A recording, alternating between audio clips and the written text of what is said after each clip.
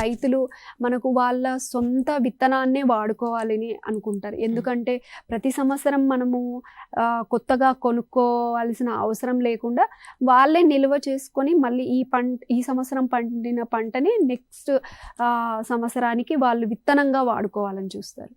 కానీ ఇక్కడ ప్రధాన సమస్య ఏంటి అంటే మనకు విత్తన నిల్వ అనేది మనకు సమస్యగా కనిపిస్తుంది. ఎందుకంటే ఆ విత్తన నిల్వలో కూడా మనకు చాలా వరకు మనకు పురుగులు కానీ తెగుళ్ళు కానీ, ముఖ్యంగా పురుగులు అనేది ఆశించి మనకు విత్తన నష్టం అనేది కనిపిస్తుంది.